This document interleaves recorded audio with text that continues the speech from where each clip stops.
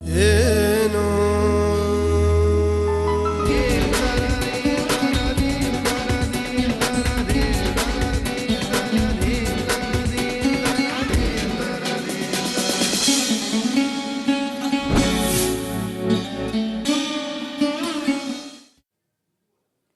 नमस्कार, मी जान्हवी सावंत. आरोग्यम धनसंपदा मध्ये आपलं स्वागत आहे.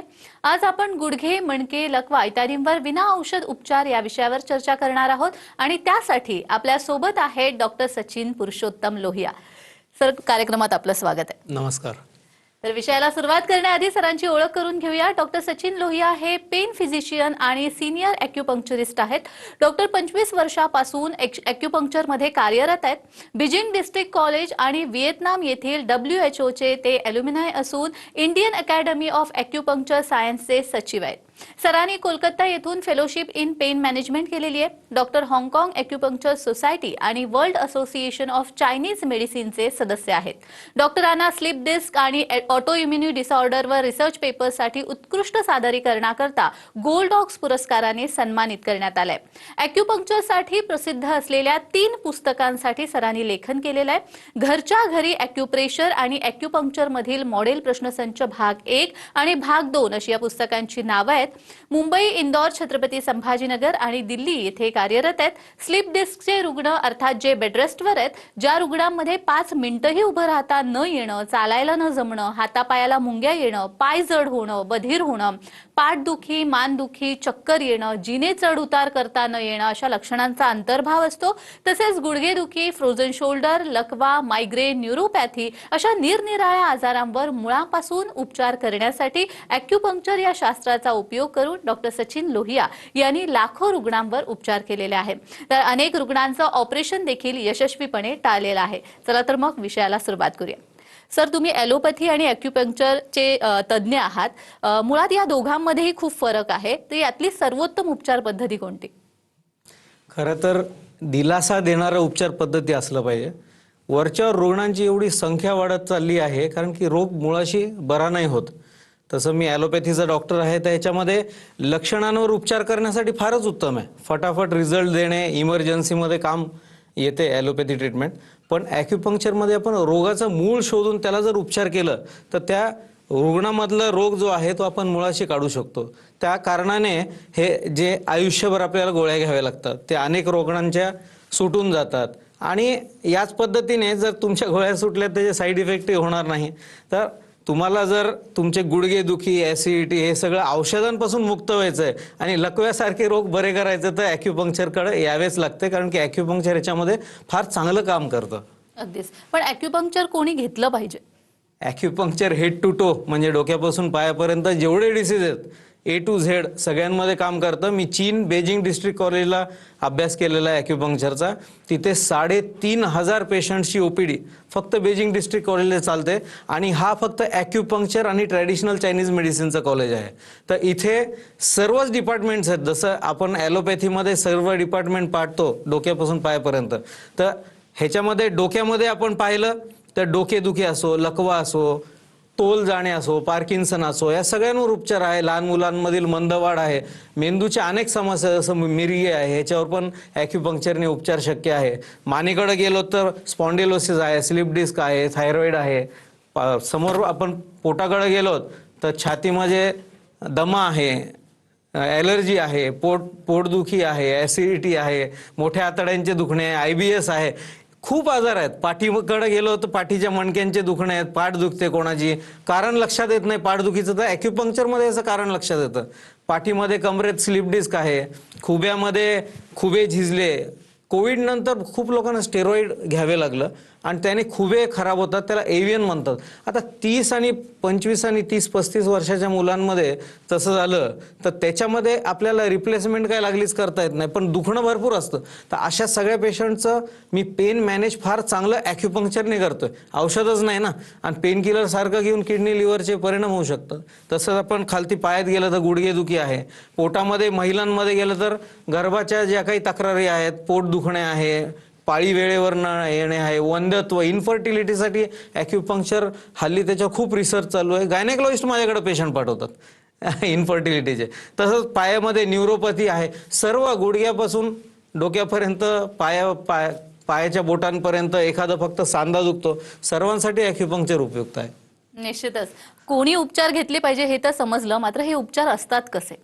हे उपचारामध्ये जसं आपण एक लक्षात घेऊया की हे कसं काम करतं. हे मेरिडियन सिस्टीम आहे बॉडीवरती, हे आपण सगळं पाहतोय. तर ह्याच्यावरती असे हे सर्व चॅनल्स आहेत. तर ह्याच्यावरती 361 बिंदू आहेत. तर हे आपलं घर आहे. शरीर म्हणजे घरामध्ये काय असते, वायरिंग असते. वायरिंगमध्ये जे इलेक्ट्रिसिटी असते पण पाहू शकतो का? बटन दाबला लाईट लागते, पण विद्युत पाहू शकतो का? नाही पाहू शकत आपण. तसंच ह्याच्यामध्ये चेतना प्रवाह धावत असते, सर्व अवयवांना जोडते. ही सुपर गव्हर्निंग सिस्टीम आहे. ह्या सिस्टीमवरचे जे 361 पॉईंट्स आहेत, तर ह्याच्यावर आम्ही उपचार देतो. अशा बारीक तारेसारख्या सुया असतात, निर्जंतुक आहेत, वन टाइम यूज असतात. त्याच्यामुळे ह्याच्याने दुसरे काही आजार होण्याचं कारण नाही आहे. आणि प्रत्येक वेळेला प्रत्येक पेशंटला आपण नवीन निडल्स वापरतो. जशी ही निडल आहे, ही एवढी बारीक आहे, आपल्याला कॅमेऱ्यावर दिसणार पण नाही. साधारण 30-32 गेजची निडल आहे. एका इंजेक्शनच्या निडलमध्ये 3-4 सुया जातात, एवढी बारीक आहे.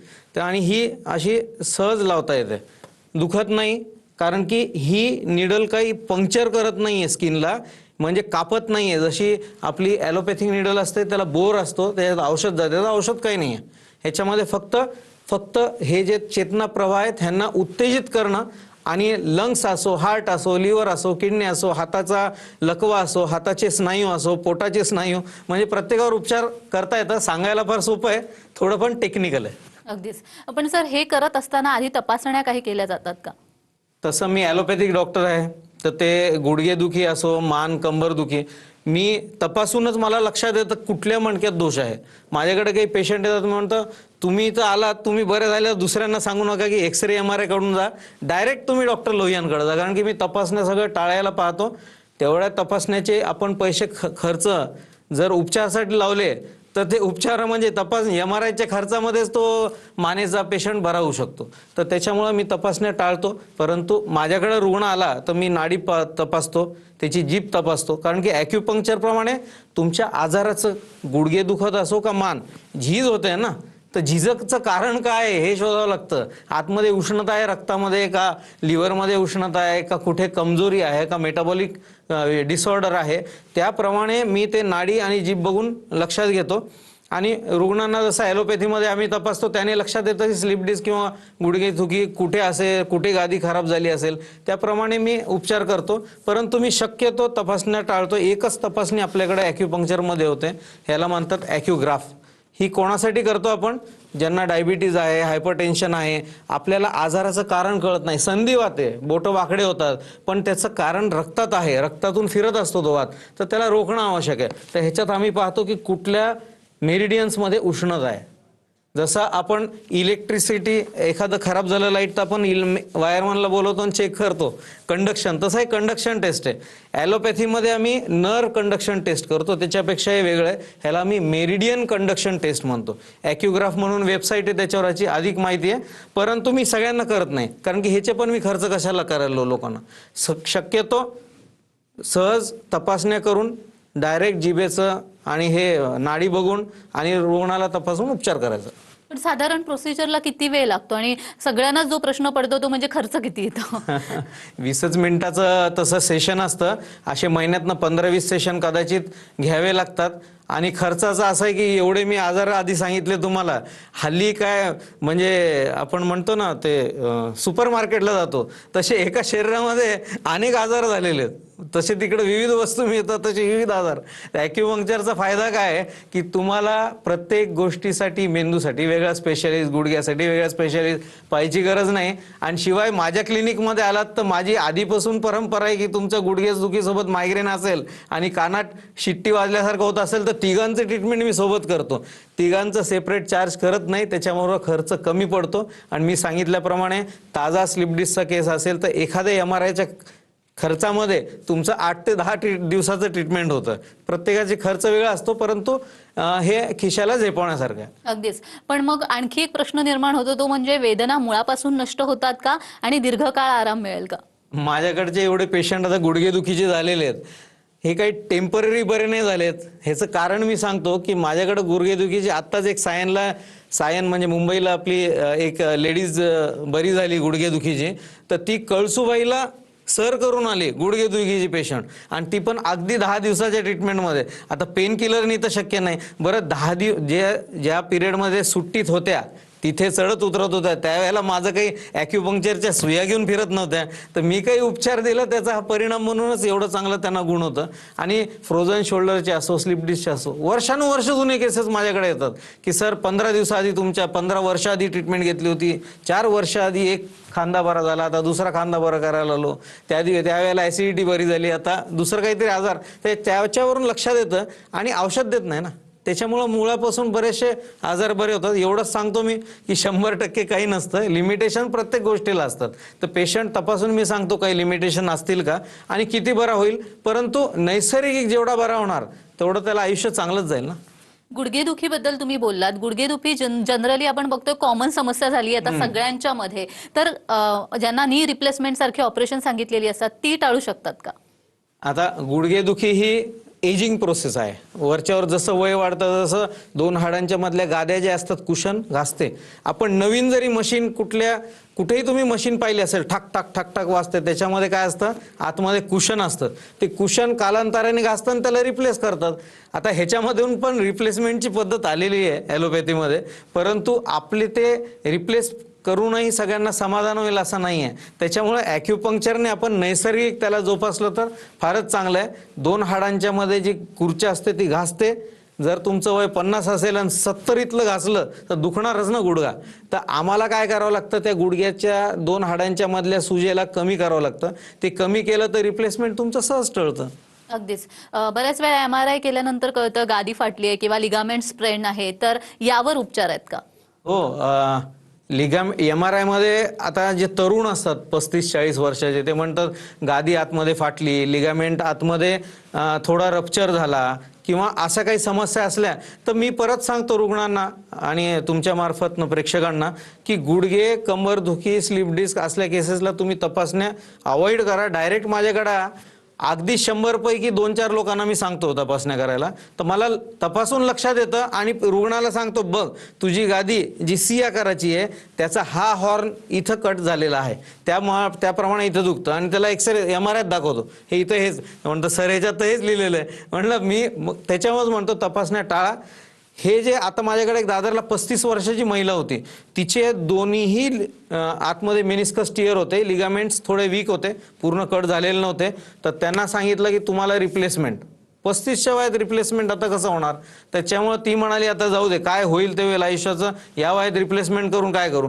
तर आमच्याकडे ट्रीटमेंट आली. पहिल्या दिवशी आम्ही व्हिडिओ काढला आणि 10व्या दिवशी काढला. फर्स्ट क्लास चालत उतरत येते ती लेडी. म्हणजे एवढा चांगला गुण येतोय ॲक्युपंक्चरचा, कारण की आतमध्ये जी सूज असते ती कमी होते आणि आतमध्ये त्या वयामध्ये आतमधून रिपेअरिंगची कॅपॅसिटी तर जबरदस्त असते. जसं त्या वयातला माणूस जर पडला आणि तुम्ही हात दिला की पटकन उभं राहणार, तसं या लेडीजचं झालं. उत्तम रिझल्ट येतात. फक्त कधी कधी काही लिमिटेशन्स आले, जसं लिगामेंट पूर्ण कट थ्रू झाला, तर अशा केसेसला सांगतो की तुम्हाला एकदा स्क्रू फिक्सेशन करावं लागेल. परंतु मी क्लिअर असतो माझ्या पेशंटसोबत काय करायला पाहिजे ते. अगदीच. मग या उपचारासाठी काही वयोमर्यादा, म्हणजे लहानात लहान किती वयाच्या मुलांनी किंवा जास्तीत जास्त किती वयाच्या व्यक्तींनी? माझ्याकडे सुरतला एक 9 वर्षाचा मुलगा होता, तर त्याचा गुडघेदुखीमुळे बिचारा खेळणं पळणं सगळं बंद झालं, असा लठ्ठ झाला तो, आणि त्याला आम्ही उपचार दिला तर तो परत उपचारानंतर परत खेळायला लागला. तब्बल 1.5 वर्षानंतर खेळायला लागला तो. तसंच माझ्याकडे एक 92 वर्षाची आजी होती अंधेरीला, तर त्यांना आता या वयामध्ये कसलं रिप्लेसमेंट करणार, आणि हाडाला हाड चांगले चिटकून गेले होते, गादीही नव्हती. मी म्हणलं आता आजीबाईला तर रिप्लेसमेंटही करता येत नाही, पेन मॅनेजमेंट तरी काहीतरी करू. पण 10-15 दिवसात एवढा उत्तम रिझल्ट आला की त्यांचं म्हणजे दुखणं पुष्कळ कमी झालं. परंतु जर जास्त आजार गंभीर असेल तर 10-15 दिवसात नाही, महिन्यातनं 10-10 दिवस असं एक 4-6 महिने ट्रीटमेंट काही लोकांना करावे लागतं, काही लोकांना 2-3 महिने करावे लागतं. अगदीच. म्हणजे कोणत्याही वयाच्या व्यक्तींना ॲक्युपंक्चर अगदी राईट उपचार आहे असं आपण म्हणू शकतो. या विषयात सर फ्रोझन शोल्डर बद्दल काय सांगाल? बऱ्याच जणांना त्रास असतो. हो, आणि काही कारण नसताना सकाळी उठलं की हातच वर जात नाही, आणि डायबिटीजच्या लोकांना फार कॉमन आहे फ्रोझन शोल्डर. त्याच्यामधला जो कॅप्सूल असतो शोल्डरचा तो टाईट होतो. माझ्या प्रॅक्टिसमध्ये मी बघितलं की जेवढा अर्ली पेशंट येतो ना, एवढे चमत्कारिक रिझल्ट मी कशात पाहिले नाही. 1-2 सिटिंगमध्ये मोकळे झालेले शोल्डरचे पेशंट पाहिलेत की हात चांगला वर जायला लागला. तर हेच पेशंट माझ्याकडे पुन्हा कधी दुसरीकडे शोल्डर दुखला तर रिपीट होतात आणि हेच समाजामध्ये सांगतात की तिथं पटपट होतं. त्याचप्रमाणे शोल्डरमध्ये माझ्याकडे केस होती, अगदी दुर्बीनच्या ऑपरेशनपर्यंत केस गेली होती, MRI सगळं झालं होतं, ठाण्याची केस आहे. तर त्या लेडीजचं मी 2 किंवा 3 महिन्यात 10-10 दिवस ट्रीटमेंट केलं, पूर्ण हात वरती जातो. आणि बरेच पेशंट आहेत माझे असे हात गरगर फिरून दाखवतात. यूट्यूबवर लोकांनी जर डॉक्टर लोहिया सर्च केलं तर उत्तम रिझल्ट येतात. अगदीच. स्पॉन्डिलिसिस आणि स्लिप डिस्क याच्यात काय फरक आहे? स्पॉन्डिलोसिस हाडाचा असतो. आता तुमचं वय माझं वय ह्याच्यामध्ये झीज मणक्यांमध्ये होत असते, तर त्याच्यामध्ये हाडांच्या झिजेमुळे त्रास होत होतो. आणि स्लिप डिस्कमध्ये पण त्यालाही वयोमर्यादा नाही आहे. 2 हाडांच्या मधली जी गादी असते त्याला सूज येते आणि ती जी गादी आहे ती अशी बाहेर फुगते आणि आतमध्ये स्पायनल नर्व्ज आहेत त्याला प्रेशर करते. तर ह्याच्यामध्ये हा प्रमुख डिफरन्स आहे, हाडाचा आहे आणि डिस्कचा आजार आहे. अगदीच. बऱ्याच जणांना आपण बघतो की पेन किलर खाल्ल्याशिवाय पर्यायच नसतो, इतका पेन होत असतं. तर पेन किलर खाणं बंद होतं का? OTC म्हणजे ओव्हर द काउंटर ड्रग. भैया गर्दन दुख रहा है, गोली दे दो, ऍसिडिटी हो रहा है, गोली दे दो. हे ओव्हर द काउंटर ड्रग एवढे झालेत, खरं तर लोकांनी टाळले पाहिजे. स्पॉन्डिलोसिसचे एवढे तरुण येतात माझ्याकडे, मी याला सॉफ्टवेअर सिंड्रोम म्हणतो आता, कारण की लोक लॅपटॉपवर बसून काम करून करून ती मान दुखते. खरं तर या रुग्णांनी दर अर्ध्या तासाला उठून 2 मिनिटं राऊंड मधून दूरची ऑब्जेक्ट बघितले पाहिजे, म्हणजे मानेचे मसल्स रिलॅक्स होतात. ह्यांची मान दुखते, डोकं तीव्र दुखतं, इथं खांद्यात दुखतं आणि ह्याच्यामध्ये रिझल्ट फार फास्ट येतात ॲक्युपंक्चरचे. जसं आपण आधी बोललो, कमी वय आहे त्याच्यामध्ये मी बॉडीमध्ये जी वॉटर मेटाबॉलिझम आहे त्याला जर सुधारलं तर सांध्यांमधली ती झीज होते ती कमी होते. रिझल्ट फार चांगले येतात त्याच्यामुळे. त्याच्यामुळे तुम्ही ओव्हर द काउंटर ड्रग टाळा, ॲक्युपंक्चर आहे ना. अगदीच अगदीच. आणि स्लिप डिस्क मध्ये सुद्धा बऱ्याच जणांना ऑपरेशन सांगतात, ते टाळता येईल का? हो, बघा गादी जी असते 2 हाडांच्या मधली ती सुजली, जसं तुमचं बोट सुजलं त्याला उपचार दिलं तर सूज कमी होऊ शकते ना, परत पहिल्यासारखं होतं ते बोट. तसंच ती डिस्क आहे ती सूज आली आहे, जी इनिशियल स्टेजेसमध्ये असते त्याच लेवलला आम्ही ॲक्युपंक्चर करतो. फक्त आम्ही इथं ऑपरेशन करत नाही, कट करत नाही, ॲक्युपंक्चर त्याच लेवलला करतो. ती गादीची सूज कमी झाली, स्पायनल नर्वचं प्रेशर कमी झालं की पायात मुंग्या येणं, पाय दुखणं, सुन्न पडणं. अतिशय माझ्याकडे एक अंधेरीला पेशंट होती, असं आली त्यावेळेला पहिल्या दिवशी चेअरवर पण बसता येत नव्हतं, अशी लोळत होती जमिनीवर, एवढं दुखत होतं तिला. आणि सांगितलं की अर्जंट ऑपरेशन करा, तिला करायचं नव्हतं. ॲक्युपंक्चरने आम्ही तिला ते सुधारवलं. तिने फर्स्ट क्लास सगळ्यांना पार्टी दिली. त्या पार्टीचं पण आम्ही युट्यूबवरती चित्रीकरण करून टाकलेलं आहे. वेळ किती लागतो याला साधारण? ॲक्युपंक्चर मध्ये आता माझ्याकडं एक IIT रुरकीचे प्रोफेसर होते, त्यांच्या मानेमध्ये स्लिप डिस्क होतं, ऑपरेशनला नेलं कारण की रिस्ट ड्रॉप झाला होता, एवढी नस दबली की हातच ढिला पडला. तर त्यांना आम्ही ॲक्युपंक्चर केलं तर ते 10व्या का 12व्या दिवशी मला त्यांनी तिरुपतीहून फोन केला की डॉक्टर मी बरा झालोय आणि मी आता दुसऱ्या पेशंटला पाठवतो इथून. म्हणजे बघा तुम्ही किती 10 ते 12 दिवसामध्ये. नंतर थोडी आणखी ट्रीटमेंट दिली पण त्याच्यात ताकद आणि सगळं आलं ना, मस्त झालं उपचार. म्हणजे फास्ट पण होतात रिझल्ट. आणि काही लोकांचे तर मला पण आश्चर्य वाटतं बिंग अ ॲलोपॅथिक डॉक्टर की 4 ते 5 mm नस उरली आहे, वय 35, 65, 70 असतो, त्याच्यात काय ऑपरेशन करायची इच्छा नसते कोणाची, तर त्याच्यामध्ये पण रिझल्ट कधी कधी येतात. आणि अगदी पहिल्या 10 दिवसामध्ये रिझल्ट 90% लोकांना येतात. विश्वास वाढतो, नंतर घेतात लोक 4-6 महिने ट्रीटमेंट, पण बऱ्यापैकी रिझल्ट येतात. 100% नाही पण 60-80% झाले. आता कुठं धावणार आहे 70 वर्षाचा माणूस त्याच्यामुळे. अगदीच. मला लकव्याविषयी सुद्धा विचारायचं. लकवा आपण बघतो जनरली अर्ध्या बाजूचा किंवा एका पायाला लकवा मारतो किंवा फक्त चेहऱ्याला मारतो, ते कसं काय? लकवा कसा आहे की मेंदूतनं होतं. मेंदूच्या बाहेर इथं 7 नंबरची एक नर्व असते, त्याला प्रॉब्लेम झाला तर चेहऱ्याचा लकवा होतो. आणि जर मेंदूमध्ये राईट साईडला झालं तर लेफ्ट साईड वीक होते, लेफ्ट साईडला तर राईट वीक होते. तर हा अर्धांगवायू झाला, एक चेहऱ्याचा लकवा झाला. आणि तिसरा म्हणजे मणक्यामध्ये जर मार बसला तर त्याच्यामधून दोन्ही हाताचा किंवा दोन्ही पायाचा हे पण लकवा होऊ शकतो. माझ्याकडे आता पनवेलला एक महाराज आहेत मंदिरातले, त्यांना शंख फुकत येत नव्हता कारण की चेहरा लकवा वाकडा झाला होता. तर आता ते एवढे व्यवस्थित झाले, शंख व्यवस्थित फुकतात. एक प्राथमिक शिक्षक होते सिंधुदुर्ग जिल्ह्यातले, आमच्या छत्रपती संभाजीनगरच्या हॉस्पिटलमध्ये आमची राहण्याची सोय, दोन्ही पाय गेले होते. एक सोलापूरचे फार प्रसिद्ध राहिलेले न्यूरोसर्जन बऱ्याच लोकांना, न्यूरोफिजिशियन बऱ्याच लोकांना माहिती आहे. तर त्यांनी सांगितलं होतं की तू कधी बरा होणार नाही, बेडसोर होती याला, 30-35 वर्षाचा होता फक्त. तर तो एवढा व्यवस्थित झाला, धावता झाला तो. त्याला सांगितलं होतं नीट होणार नाही. त्याला तिथं आम्ही 4 महिने ठेवलं, रांगायला लागला 2 महिन्यामध्ये आणि नंतर चालायला पण लागला. त्याला ट्रान्सव्हर्स मायलायटिस नावाचा आजार होता, उत्तम रिझल्ट येतात. पुण्यामध्ये मागे GBSचा आजार होता, त्याच्यामध्ये पण चांगले रिझल्ट येतात. अगदीच अगदीच. रुग्णांनी संपर्क जर त्यांना करायचा असेल तर कुठे करायला पाहिजे? सगळ्यांसोबत या मेंदूसोबत दुसरा मेंदू असतो. तर त्याच्यावरती डॉक्टर लोहिया सर्च करायचं, युट्यूबवर बघा, गुगलवर बघा, सगळे पत्ते मिळतात, आमची माहिती मिळते, रुग्णांचे अनुभव कळतात. उत्तम आहे. अगदीच अगदीच. रुग्णांना जर शेवटी काय संदेश द्यायचा असेल, एखादा आठवणीतला किस्सा असेल तर नक्कीच मला ऐकायला असं सांगायचं की जे लकव्याचे पेशंट, मला खरंच त्यांच्यासाठी फार वाईट वाटतं. बघा, 100 पैकी 70% लोकांचा लकवा ऑटोमॅटिकली बरा होऊ शकतो, पण 30% लोक इकडे तिकडे फिरत राहतात. वेळेवर या तुम्ही, वाया घालू नका. 72 तासाच्या ऍडमिशन नंतर ॲक्युपंक्चर घ्या. उशीर झाला तरी ॲक्युपंक्चरच घ्या, हे उत्तम आहे. आणि पेन किलर खाऊन, आम्ही ॲलोपॅथिक डॉक्टर पण म्हणतो अनावश्यक पेन किलर टाळा. तर काय करायचं मग? रुग्णांनी तर ॲक्युपंक्चरकडे यायचं. अगदीच. निश्चितच. खरंच म्हणजे कोणत्याही आजारावरती ॲक्युपंक्चर हे कमी खर्चात होणारं आणि अर्थात कोणत्याही औषधाशिवाय होणारा असा हा उपचार आहे. सगळ्यांनी त्याचा फायदा घेतला पाहिजे. तुम्ही इथे आलात आणि खूप छान मार्गदर्शन केलं, त्यासाठी खूप खूप धन्यवाद. नमस्कार. तर आरोग्यम धनसंपदामध्ये आज आपण इथेच थांबतोय. पुन्हा भेटूया एका नवीन विषयासह. तुम्ही कुठेही जाऊ नका. पाहत रहा TV9 मराठी.